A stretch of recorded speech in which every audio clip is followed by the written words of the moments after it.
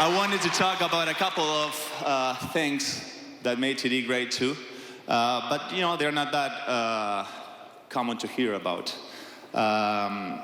Everybody knows how big of a player, the super duper star plus that he was. Everybody knows that.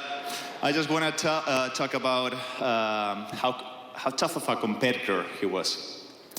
Many of the games in which he struggled for his standards, which was probably a 26 and 10. He was very upset because maybe he missed a big shot, maybe he was not as sharp as he wanted to, and so many times he came to the huddle and said, "That's on me, guys. This is my loss.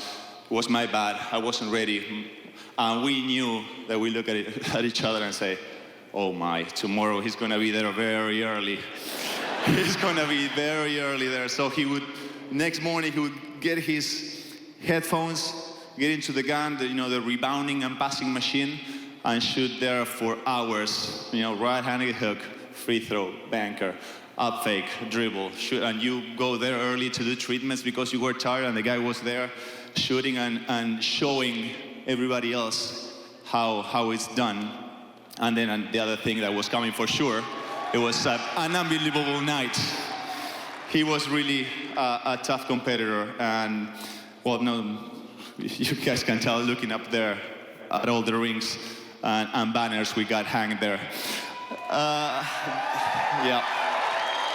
The other one was, on the other hand, I mean, he was so competitive, but he never hold anybody else accountable for losses or bad games.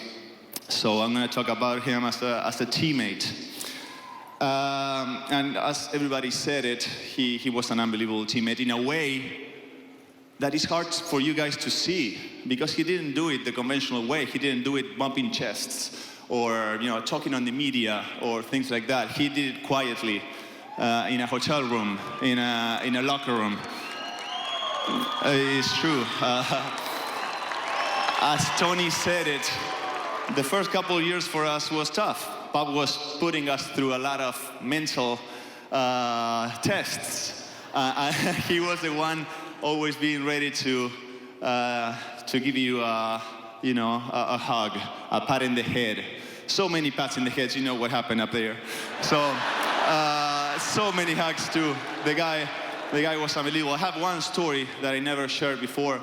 It was 2006, playoffs in Sacramento. We were up 2-1, and Bob designed a play. I had to finish the game. We were tied.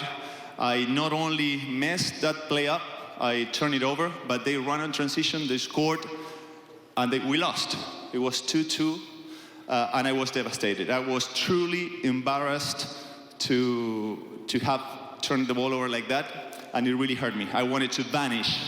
I wanted to dig a hole in the floor and just hide there forever. So I went to my room, I hid there. I didn't want to talk to anybody, so I turned the phone off, and the hotel room started to ring. I said, I don't want to talk to anybody, so I ignored it. Started to ring again, so I pick it up and hang it. Third time, I hang it again. Fourth time, I unplugged it. I said, yeah, come find me now. But then, there was another one in the bathroom. By the fifth time, I go pick it up, I say, what?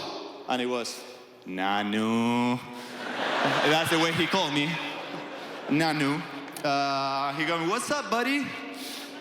What, TD? I don't want to talk to anybody. You know what happened. Come on, come with me, come with me. And he started insisting, and you don't say no to TD. So he said it.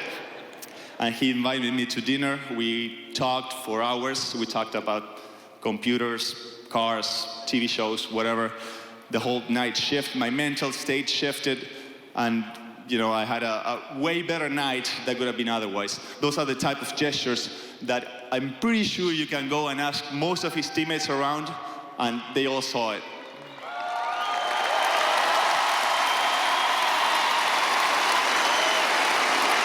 So, since last year, we didn't quite have the opportunity to say goodbye because we didn't know he was going to retire. We thought he was going to play till 58, but he didn't. So, we didn't have the opportunity to say goodbye, to show him all the respect, the appreciation. I even tried by text, and he told me, I'm not dying. I'm just, I'll be there. It's not that, I'm just gonna show up every day.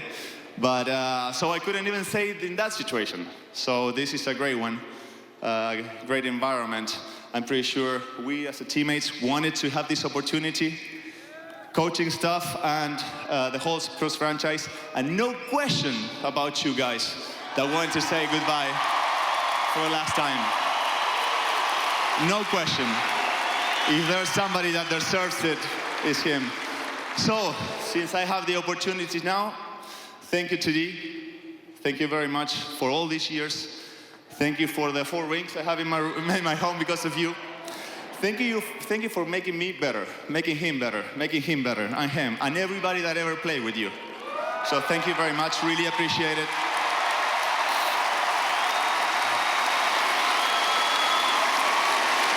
Thank you. Thank you for your lessons that you never tried to give, but you did. Thank you for your friendship. Love you, man.